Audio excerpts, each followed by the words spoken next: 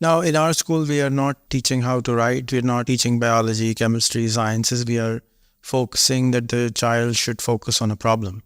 So it's a problem-focused school with AI and internet first as technology. We're not focusing on books in general because ChatGPT and other AIs have already got all the books in the planet already inside them. So we are focusing on, as I explained to you before, that, the Vala concept. We have 250 million people, but the lights are still broken, the roads are still broken. We have 8 billion people in the world. We don't have one person who would say, I am here who will solve the Palestine-Israel problem. I am here. Not one out of 8 billion is there to say that in openly, this is my life's mission.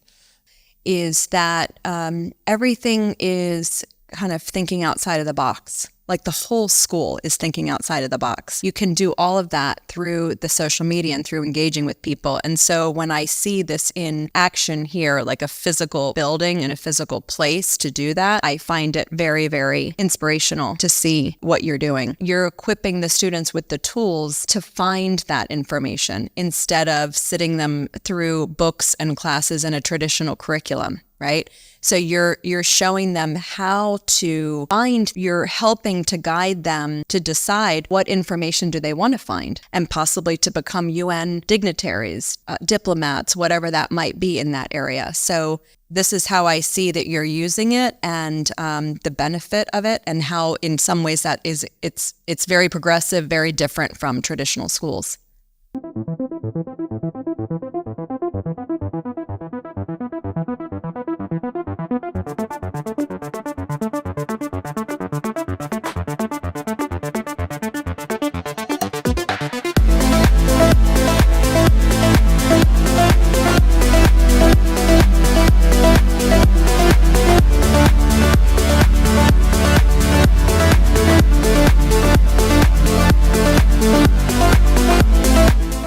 Inga, thank you so much for visiting our school. I know you recorded many, many videos about it. I wanted to have a talk about it. What do you see people can learn, the world can learn from this school? Well, again, thank you for having me here and showing me all of these different pieces of, you fulfilling your mission, not only starting online, but now coming physically into physical spaces from your school and now this social incubator. So as I look at this and kind of the common pattern as well between the school and this social incubator is that it's very, very inspirational. It's very inviting, first of all, for students to come, for people to come here to this space at the social incubator. It's very welcoming. It's in a great area. It's very inviting and inspiring as you go through and see the different kind of success stories, people who we can aspire to be, right? People who have done this before us, different sayings and inspirations from around the world. I think that sometimes the best way to encourage someone to do something sometimes is to first of all, show them so they see and they can see through your actions and through the work that you've done that this actually becomes successful. It's a successful way to connect with people around the world. Using social media is a way to bridge cultural barriers, to bridge societal barriers, political barriers. You can do all of that through the social media and through engaging with people. And so when I see this in action here, like a physical building and a physical place to do that, I find it very, very inspirational to see what you're doing. So in the school, the Korangi campus, you saw many, many small little things. What things you think the world can borrow from us? Well, what I love is the idea that at the Korangi campus, Rayhan School, is that everything is kind of thinking outside of the box. Like the whole school is thinking outside of the box. So the school is about creating the things you wish existed, right? It steers the students and guides the students into ideas and visions and places to fulfill, like in a concrete way, to fulfill their passions. And it quantifies that by allowing them to earn income through doing this, these things. Some of the things that I thought were really, really inspirational, teachers around the U.S., we decorate our classrooms and things when we're teaching secondary school, primary school. We decorate our classrooms with different things from around the world or whatever that might be. But one of the things that I saw here that really, really struck me was the way that not only did you decorate the rooms, but you transformed the rooms. So the classroom became the United Nations, right? It was the United Nations. And even for me, who has traveled, who has been places, for me to go into that space, I actually felt like I was there. So I can only imagine the confidence that something like that gives to the students to be able to get that feeling that they are there, they are a part of it already. And so it helps to, it really helps to be able to prepare them for essentially where you're leading them, right? You're leading them into a globalized society. You're leading them into bigger connections with people from all around the world, where they should feel then eventually comfortable being in these spaces. So you've created the spaces already for them to be in, and experience that and thrive. So I personally, that was one of the things that I was the most struck by, was actually the physical space itself and how you created the space. So you think other schools should borrow that? I think that other schools, to have rooms like that, maybe the teacher's classroom, the teacher still has their own idea of what they'd like to do in the room, but to have places where the students can go into those areas is extremely inspirational, I think, especially for students who maybe are, they have, they lack the resources, or they may not ever get to go or travel to these different places. So to be able to bring it to them in that way, in a physical way, not just through ideas and reading and books, but also physically being there would be a great thing to bring to other schools. Now, in our school, we are not teaching how to write. We're not teaching biology, chemistry, sciences. We are focusing that the child should focus on a problem. So it's a problem-focused school with AI and internet first as technology. We're not focusing on books in general, because ChatGPT and other AIs have already got all the books in the planet already inside them. So we are focusing on, as I explained to you before, that, the Vala concept. We have 250 million people, but the lights are still broken, the roads are still broken. We have 8 billion people in the world. We don't have one person who would say, I am here who will solve the Palestine-Israel problem. I am here. Not one out of 8 billion is there to say that in openly. This is my life's mission. There's a guy who's saying, I'm going to go to the Mars. There's a guy who's saying, I'm going to solve the e-commerce problem. But there's not one guy who was saying, I am going to solve the water problem. And I will build a team, and there will be other water wallas in the world who would solve the water crisis on the planet. I, or our team, will fix the energy problem, and I'm so committed, I'm going to change my name to it. And in the past, it used to be like that. There were carpenters, then there were Kumars, then there were goldsmiths, and there were ironsmiths, and all of a sudden it's gone. And we're like, do whatever, and do this, experiment that. And what do you think about this concept and the schooling? I think that our education system is evolving, right? As in response to ChatGPT and AI, I think that we are embarking upon a whole new way of educating students.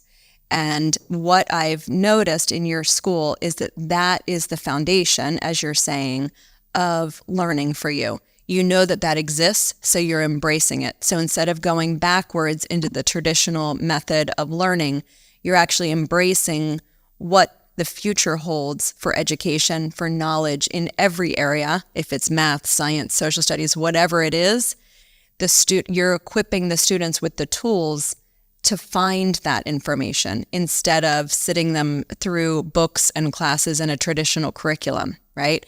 So you're showing them how to find the information, and then on top of it, you're helping to guide them to decide what information do they want to find based on what they're interested in. So with your example of who's going to solve the war, right? If there's a peace walla, for example, someone who is completely committed to finding peace, then they're using AI and Chat GPT to find all of the resources and all of the connections that they can through social media, through all of these online platforms, including, as I mentioned, AI, Chat GPT, to gain knowledge and information and a network about this issue. So that when you're doing that, not just as a hobby on the side, but you're doing that every day throughout your school day, and you're doing it for 1 year, 2 years, 3 years, 5 years, 10 years, you can imagine the network that each student is developing, not only online through contacts to specialize in that area, but also to be able to keep current on information that's coming through ChatGPT, through AI. And so they can, again, become that person. So your system is extremely progressive in that way. And you have looked to figure out a way to incorporate AI into education in a way that will empower the students to actually become leaders in that area, to generate income in that area, to become connected around the world in that area, to become experts in that area, and possibly to become UN dignitaries, diplomats, whatever that might be in that area. So this is how I see that you're using it, and the benefit of it, and how in some ways that is, it's very progressive, very different from traditional schools. Okay, now be the devil's advocate. What are the flaws you found, if any, in there? Be blunt as fast as you can. So what I was finding is that, again, you're a new school, so you're still developing the spaces. And so that's not a flaw, but that just goes to show, there's more to come, yeah. Right? There's more to come. Of course, my focus and my passion is global connections. That's very similar to what you're doing as well. And I think that where I see that there's an opportunity at your school is the how do you make the connections, right? So you, and when I say how, I mean, again, the process or the soft skills that are needed to make the connections, to continue to empower the student as a Pakistani student, to continue to bring the Pakistani culture and way into the global discussion that they're having, to understand Pakistan as a country with 72 different dialects, all of this, so that they can understand their own identity in who they are and what they bring to the world. So my mission as well is to be able to preserve cultures as we're looking at globalization. We're looking at connecting globally. We're looking at getting information from AI and ChatGPT. We have to be mindful of the bias that exists on the information that we're getting from ChatGPT or AI. We have to be cognizant of, whose perspective is that where we're getting it. So there's a part that I see that there still is an opportunity to grow through developing their identity as Pakistanis, also the critical thinking to be able to ask about the information that they're getting, right? To ask about the source, where did it come from? But again, as I said, this is new for all of us. AI is new, ChatGPT is new.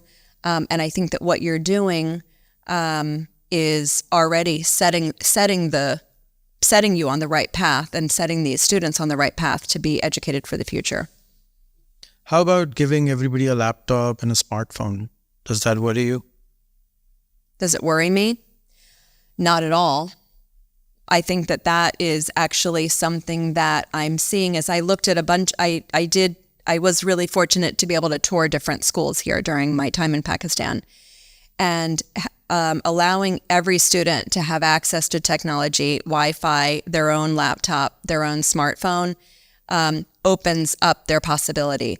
It's not, the information that's on there generally is not filtered. It's generally information then that they can ask questions, they can find out more information, instead of limiting it to only in the school day, or not having the financial capacity to buy it or something like that.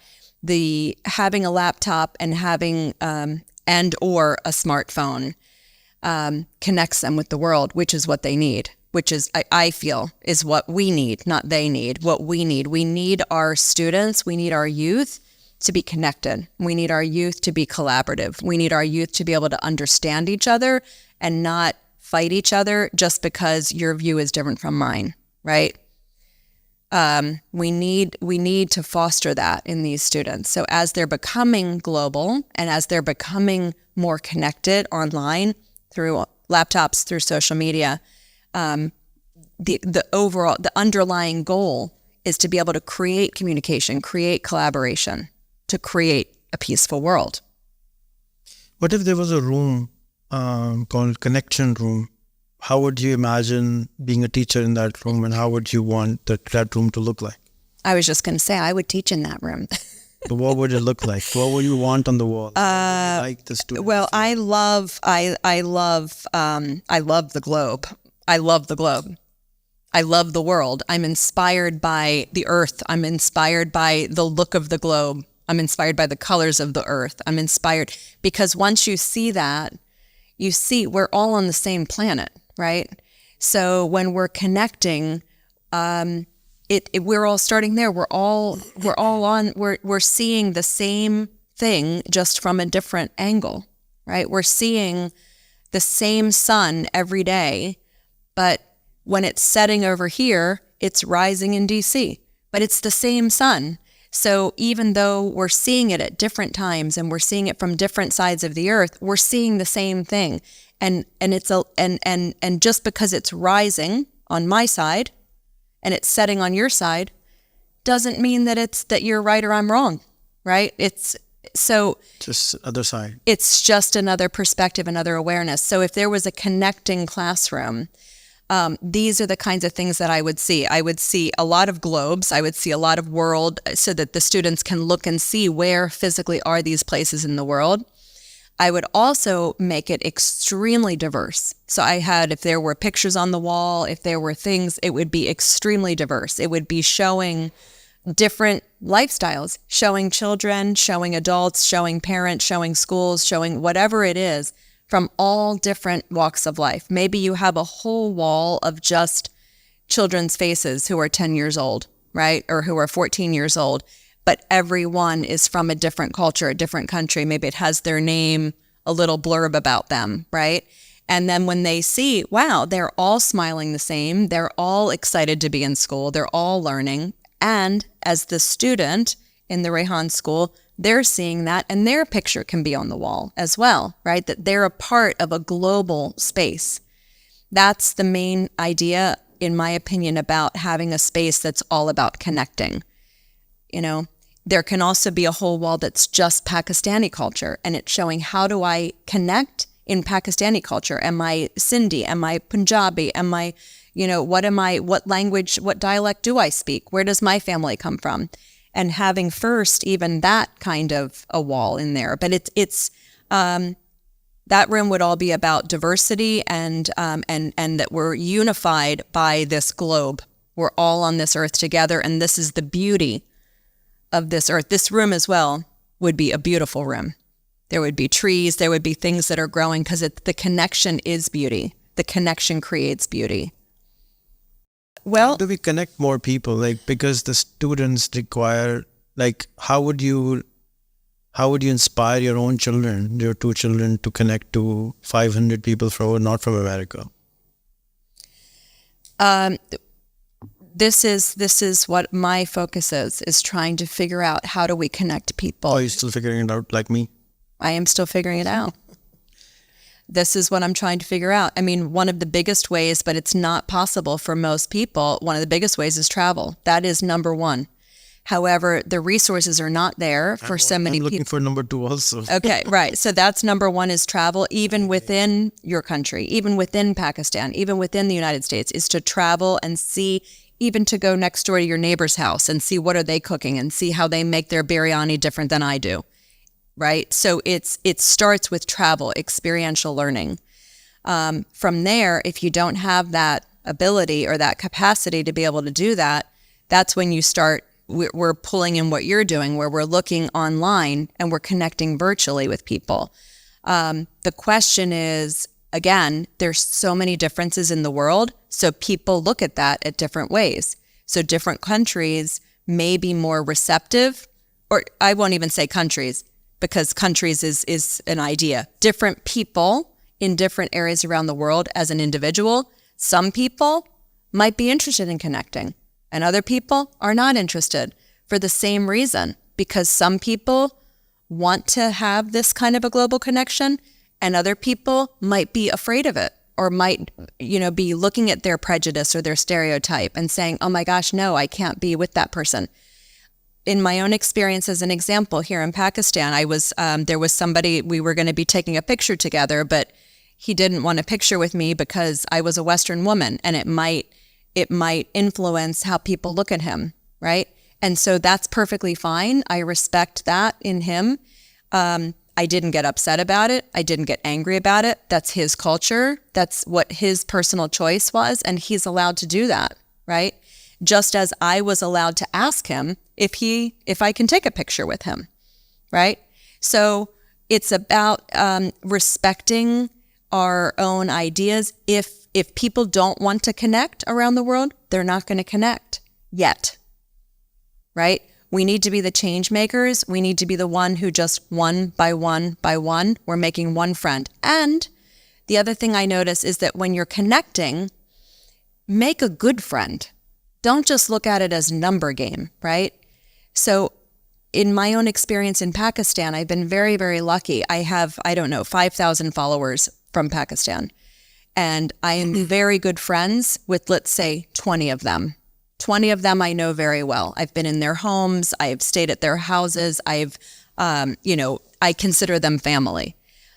But the rest, they're just, we make a connection, but it's not really a deep connection. I'm learning the culture through the deep connections. And those are the people who also really want to connect. So part of what you're doing by reaching out to so many people and making friends is not just having 5,000 followers on Facebook.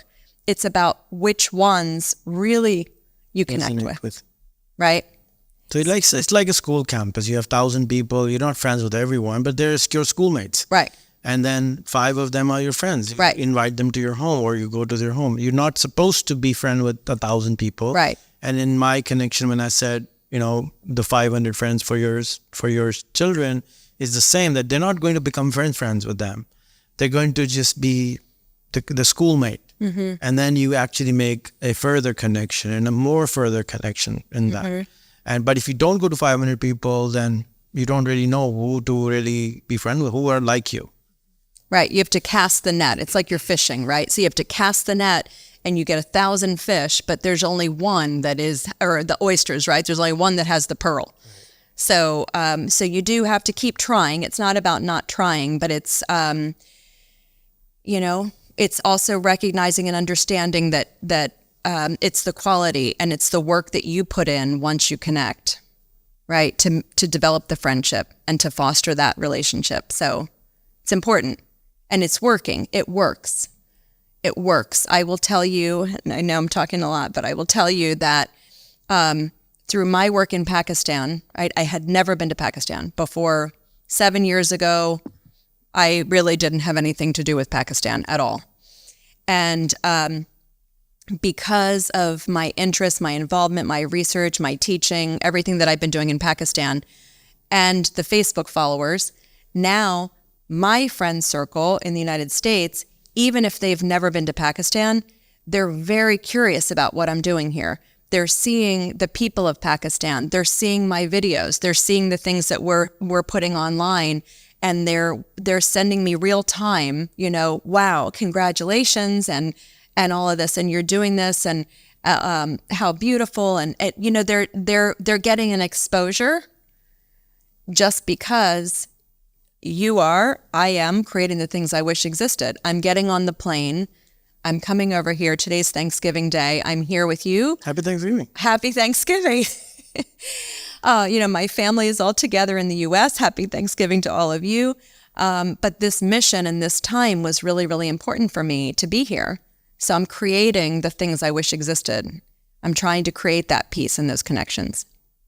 Thank you so much, Inga, for being in Pakistan, for being our ambassador, for being the white Pakistani, one of the few ones who are actually talking on the camera and inviting everybody over to Pakistan and showing through your social media the other side of Pakistan, and dressing every day fantastically so that you can see we have amazing colors. Every day you can actually look like a new supermodel every time, right?